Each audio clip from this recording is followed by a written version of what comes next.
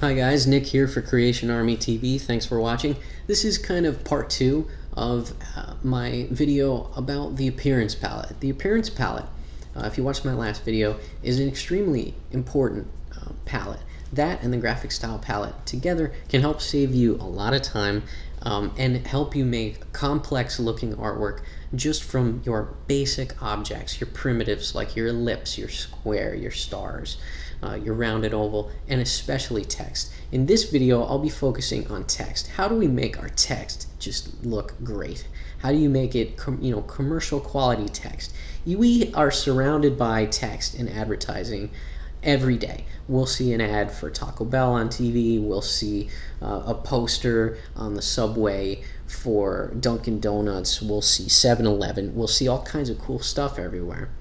But, a lot of people ask themselves, I know a few fonts. I'm familiar with my Helveticas and my Papyruses and whatnot. And how do I put them into Illustrator? And how do I make them look great? How do I make them look commercial quality? And the answer is in the appearance palette. You can do things the hard way, and you can write your text out and then go, oh, I need a blue outline. So you'll copy and paste and duplicate your text, and I'll give you an example of the wrong way to do things. So if you type papyrus and you type it out, you make it a color you like, and then you go, oh, I need an outline on this, and you take your stroke panel and you choose a stroke weight. No, I'm already doing this the wrong way, and that's because my stroke, I'll zoom in here and show you, my stroke is covering up my fill, and it's causing these weird, these weird sharp edges, and I can't really do anything with this. I can't add another stroke. It's difficult to just go in and recolor things, and frankly, it's ugly. No matter what font I choose at this point, even a nice playful font like this, it's never going to look as good as it should. So here's what I'm sorry, I'm going to undelete that. What I see happening a lot is people copy and paste, and then they change the stroke color to something, they increase the weight, and then they put it back where the other one was, they shove it underneath, and they think, voila, I'm done. I've made my object that my sticker for my yogurt shop or whatever it is. And so we've got something that looks like a fill and two strokes, and it's okay. It does the job, but it's not professional.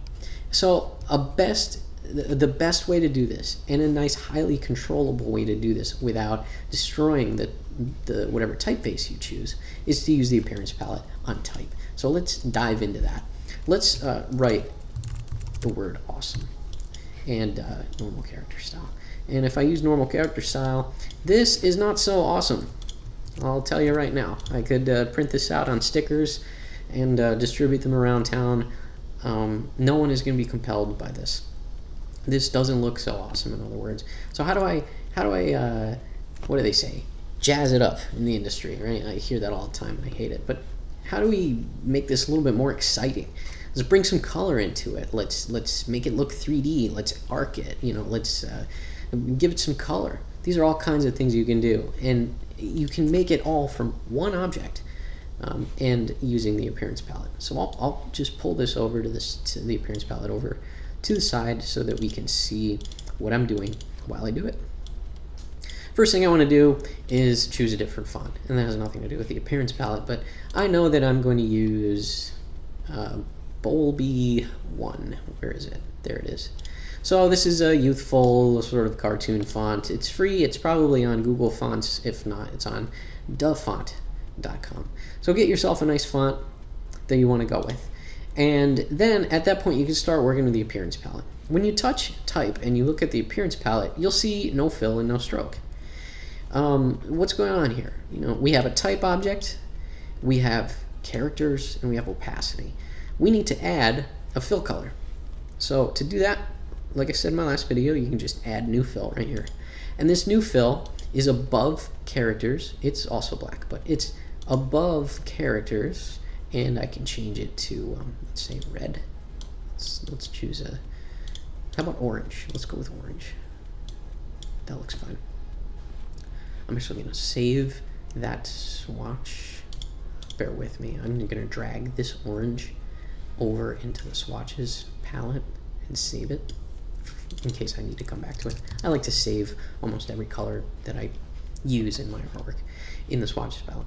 So I have one fill. I have no stroke yet. Notice how this is null. All right, and I'll go, okay, I want to give this a nice maybe blue outline. So I'll take my stroke and, you know, pump up the weight here and make it blue. Uh-oh, something's going on here. This doesn't look so good because, first of all, the blue is hurting my eyes, but also, there we go, something complementary. Also, I have these weird sharp edges going on, and that really is the font's fault. This font comes with some weird sharp edges. So you can just click on the stroke value, or you can do it up here in the stroke panel. Click on the stroke panel, bring out your stroke flyout, and change your caps and your corners to rounded. There we go. Now they're rounded off, and we don't have any sharp edges anymore. You can also change the weight of it, but notice when I change the weight, it's choking my letter underneath. It doesn't look as awesome as it used to here with nice clean edges. And that's because the stroke is above my fill. I always on type like to drag my stroke below my fill so that I get this result. The letter can breathe now. It expands to its full weight, and the stroke is now below my text. Okay, so let's see, I might want to save this blue. There we go. You can name it if you want to. I just like to make sure it's global. So here we go. This is looking pretty awesome so far, I guess. You can make this even more awesome by doing a little bit more work to it. Let's add yet another stroke. Let's hit the new stroke button right here, and here's the new stroke that I just added. It's exactly the same as the one above it.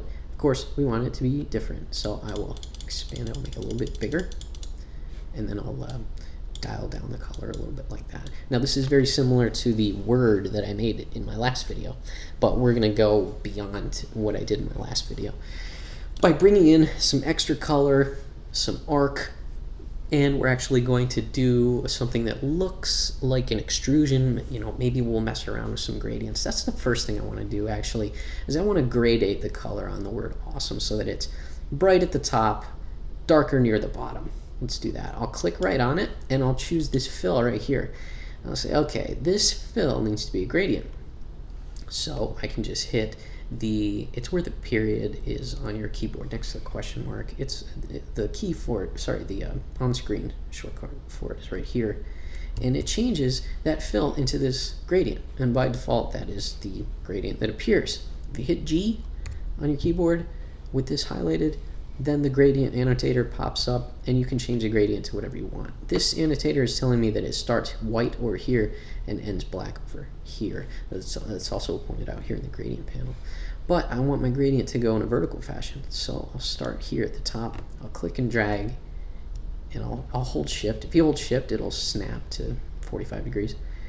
And you can let go at the bottom. And of course, we want to change this to orange. So in the gradient panel, I'll choose the first dropper, and I will option click orange. That'll change this color. If you don't option click it, it will change the fill of your entire object back to solid orange. So you do have to option click it. Let's undo one time. Now I'm going to drag, now I'm going to click the last gradient drop, and I will also click orange again. And here we go. It looks like a solid fill. But what I want to do is take this first slider, and using the color palette, I'll just drop the tint down a little bit. So now we got something that's, it's turning awesome. I'd say the awesomeness turned up pretty high on this, but it could go even higher. So yeah, it's I mean it's okay. Taking a quick look at it, I feel like I want the thick blue stroke to be a little thicker, and I want the outer thin blue stroke to be a little thicker as well. And you know, I might be happy with this at this point, but like I said, I'm going to keep going. I'm going to arc the whole thing. Before I arc it, though, I want to talk about an extrusion. Now, an extrusion is, you know, when you were in kindergarten, you used to play with Play-Doh, and you used to shove Play-Doh through this little machine, and it would come out on the other side as this three-dimensional star. It would ooze through. That is extrusion. They do extrusion in factories today with all kinds of things. And you can do it with type in a design program like Illustrator or Photoshop, and it will make your text look dimensional. Instead of being a flat sticker like what it looks like right now in 2 dimensions, you can actually give it the appearance of having depth, and that always helps sell an image. Depth. The eye wants to see depth in everything, and so in order to help your imagery, it would help you to do some depth, and we can do that with the appearance palette. We can do that with effects. One of the effects that I want to point out to you is called transform. And what transform lets you do is it lets you take an object or one of its individual fills or strokes and move them. You can move, you can shrink, you can grow, you can rotate, and you can multiply. You can even reflect objects with the transform effect. So let's choose the, actually let's not do anything. I'm gonna make yet another stroke and then I'll transform it. So I'll take this object, I'll hit new stroke. This is the new stroke here created at the bottom, and I'll turn it to a gray color so that we can tell which one it is. Okay, we can't see it right now because it's the same weight as the object above it. If I were to hide this object, then we would see it. There it is right there. All right, what I want to do is use the transform effect on this to move it so that it looks like it's going backward in space, and the text is extruded in a 3D manner. So I'll choose this stroke and I'll hit Effect, Distort and Transform. And these are all effects that move your object around, or that give the appearance that the shape has changed somehow. We'll get into roughen some other time. Transform. I'll click on Transform and another panel opens up. Now what this panel is asking me is, do I want to change the scale of that stroke? Do I want to move that stroke? Do I want to rotate it? If I click preview here, nothing happens. But if I rotate it, you'll see that it's rotating 1 degree every time I change the angle. You can dial in whatever you want to, 180, you know, it'll flip perfectly over. I'm not going to rotate anything. What I am going to be doing is I'm going to be scaling and moving. And I will be creating copies so it looks like an extrusion. If I dial in 2 copies, for instance, and move them horizontally, you'll see that they start moving. They become visible behind the other strokes and fills. And those are my 2. You can dial in any number you want here, like 150, and hit tab. And there they are. There are my 2 copies. The original gray one is back here, and this is copy 1, and this is copy 2. But they're exactly the same size, and they're not moved to the right place. So how do we solve that? I'll also need more copies. So to do that, what I want to do is make each copy a little bit smaller, as if they're going backward in space. So if each copy is smaller, in other words, I'll move the horizontal scaling of each copy down, then you'll see that this one is 97% the original, and this one is 97% of that one, and so on and so on. So if I increase the number of copies, you can start to see that they get smaller and smaller and smaller. And I'm only manipulating the horizontal scale for now. So they get smaller and smaller and smaller until they basically become 0. And this will help you make the effect that we're going for. I don't want to go quite so extreme. I want to maybe keep it around 90 or 92. And then I'll also put the vertical slider at 92. Okay, so this looks kind of cool, but these are separated by way too much space. So I'll change my vertical movement back closer to 0. If I'm at 0, they'll all be hiding behind the word awesome. But here, right where my mouse pointer is, we have a hint of extrusion. So I'll actually change vertical up a little bit so we can see what we're doing. So you can see where I'm going with this. I've moved each gray multiple down. I've shrunk their scale, mostly horizontally. I'm gonna actually move. You have to always click preview on this. Sometimes it gets unchecked. I'm going to actually bring this up to maybe about 98 in width, and I'll match that in vertical. You don't have to, but I like to sometimes keep them the same. I'm going to, at this point, add a lot more multiples. If you put your cursor in here and hold shift and then press up, you'll add multiples of 10. So you can see if I just hit up, now I have 30. I'm not going to do 30, maybe 20 is going to do the job for me. And I'll change the vertical movement down to about maybe like 5 degrees, and I'll hit OK. So you can see what we got here. We have something that appears to be dimensional. Of course it's not, it's a two-dimensional piece of artwork, but this sort of dimensionality and layering of fills and strokes can always help your typography, especially if you're going for a youthful look like this. Like this could probably go on packaging for something aimed at kids, maybe a squirt gun or something like that, or some sort of toy, or maybe candy, or a poster for an event that is going to be awesome. So this type of thing, this type of layering that you do with the appearance palette can really help. And the great thing is, if we look at our layers palette, we have one piece of text. We just have one thing to worry about when we do our editing. And the great thing is, if your client decides that they don't want it to say awesome, you can always use the text tool by hitting T, and you can just put your cursor right inside and you have live text that is changeable. So instead of awesome, you can write great. Of course you can capitalize it. You can do whatever you need. You can kern, make any adjustments that you want, and like I said, your text is always live and editable, and so is your appearance. When you're happy with your appearance, you can store that appearance one of 3 ways to save it as a graphic style for future use. You can, like I said, you can just select your item and drag it right into the graphic styles palette, just like that.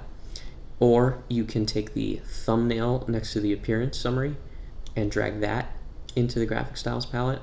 Or you can just touch your item and hit new graphic style, and you'll save it here. All 3 of these are identical, so I would most likely delete those. Alright, so that's kind of a great way of applying complex appearance to type, and it breaks you out of the mundane in terms of typography. I'll open a file I made earlier which has many other uses for the appearance palette. This is the word awesome again, and let's go with the artwork. I'll zoom in on each one of these and show you that this font, which is called Alpha Slab 1, sort of looks like this when it has no effects applied to it. But by using the appearance palette, here's what I've got. Let's break it down. I've got no stroke at all. I've got my first fill, which we see here is a gradient, and it goes from yellow to yellow, but it's transparent. It's offset. This is an effect, and I'll be talking about effects and what they do in some other videos, but offset path sort of brings it in from the outside edge. It's also able to push it out, but this one is brought in. If you click this, all the values come up. It's brought in -3 points, and it is also feathered. You can see that it's kind of softer on the edges. This is also editable at any time. The second next thing down is a fill, and that's in this sort of blue color, which I don't have stored in the swatch palette, but it's something like this, and it resides right here. The next fill below that is the lighter blue, and that also uses offset path, and that is pushed outwards about 3 points. And then the last thing that we see here is this orange glow, which is actually a fill with offset path applied, and then that whole fill is blurred, kind of like I did before on one of my other videos. Let's zoom out a little bit and let's look at another example.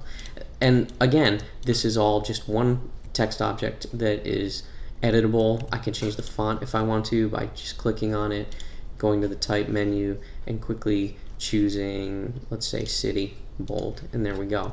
And it retains its appearance, even with a different font applied. Let's go and let's take a look at this one.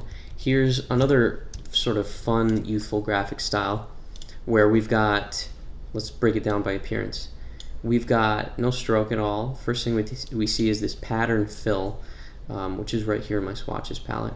If here's a sort of a side note, if you press this button right here on the swatches palette, you'll be able to bring up a whole bunch of swatches that were made by Adobe. These are built right into every Illustrator file that you open. What I like to do is open patterns and then like basic graphics or you know, and I'll use lines or maybe some decorative stuff, and then I'll make my own patterns based on those. Anyway, this is a light orange pattern of light orange stripes that is angled, and that lies over the second orange fill, and its transparency mode, or its blending mode rather, is overlay. The next fill down is that solid orange. The next fill down is actually, it looks black, but you'll see that its opacity is 0. So it is actually knocking out the blue fill that lives below that. We'll be talking about knockout in future videos, and I'll talk about the advantages of using knockout versus the Pathfinder versus some other effects. Knockout is a nice way to put transparency into an object or a group without sort of ruining appearance. And then there's another fill below everything which gives this nice extruded look, which goes down and to the left. This is actually a fill that is a gradient, and it is using the offset path effect to come out from the perimeter of the letters, and then after that a transform effect is applied, and that's a lot like the effect that I just did on the other Illustrator file. This transform effect does not affect the scale of this gradient fill, but it pushes each of the 20 copies to the left -1 pixel and down 1 pixel. So it almost looks like a fake extrusion. So that's another great use for the appearance palette. So moving away from this example, let's go over here. Here's a good example of a graphic style or appearance that I've seen a lot lately at some big restaurant chains like Carrabba's, Macaroni Grill, maybe even Chili's, and you might see this too. It's a very classic style. What it is a fill with an extrusion, a little knockout, and then a pattern, and then of course the whole thing is arced. Sometimes you'll see this on the menu at a restaurant and it won't say awesome, it'll say something like starters or drinks, you know, something like that, or maybe desserts, it doesn't matter. But restaurants use this very commonly now. So in order to achieve this look, you need to give it basically 4 fills. I've got my lightest blue fill showing right here.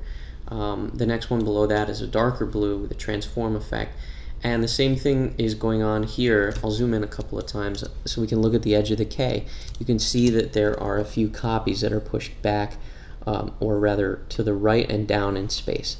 And if I open up the transform palette on this fill, you can see what's going on.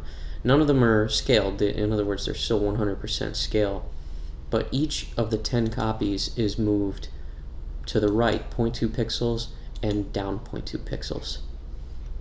So I can add more if I need to by hitting preview. I can get a live preview of my work. I can add more if I want to, and the extrusion gets deeper and deeper. But I like it the way it is, so I'll just hit escape. The next fill down is again that knockout that I was describing before, and that's providing me with this gap right here between the dark blue extrusion and the light blue pattern. It's here. Again, I'll be talking about that in a future video about knockout. And then the final fill here is another pattern fill, just like the one I was using before, except it's changed to light blue, and then it's angled, and then the entire object is arced upwards. And I'll show you how I did that. What you have to do is fold these up a little bit. If you don't have enough space in your appearance palette, you can always stretch this down. But I like to fold these up, and then to apply an arc to all of my strokes and fills, again, I'll click in the blank area at the bottom of the appearance palette, and then I'll use FX here, and I'll warp it. And I don't remember where that is offhand. Here it is, warp. I usually use a keyboard shortcut for that, so I don't know exactly where it is in the menu. But what I did was arced it, and you can see that those effects will appear at the very top of the appearance palette once you activate them. I have an arch going on, which arches the artwork straight up, and this is changeable. And then a slight vertical shift of -2, and then I also arced lower to bring the bottom of the letters up a little bit more than the top letters are arced. If I go really extreme with that, you can see what I'm talking about. So this type of thing is very common in commercial use. Let's look at the last example. This one is extreme, and it's probably something that you would never use, but it serves as a good final example of what I'm talking about. I've got 5 fills going on here, and they're all scattered from each other. We can still read the word awesome, and it's kind of, I don't know, it's kind of noisy, but it's a little playful. I've got a green fill that's, again, transformed, and it's actually on top of my red and orange fills, which give me the body of the letter. So it's in front of the red, and it's transformed so that it's 140% bigger. It's moved to the left 77 pixels, and it's moved down 86 pixels with no copies. The next is, of course, my red fill, which is just a red fill. After that, we have an orange fill, which is transformed. I did use the transform effect to push it down and to the left, and I think it's 2 pixels. It's -1.5 and 1.5.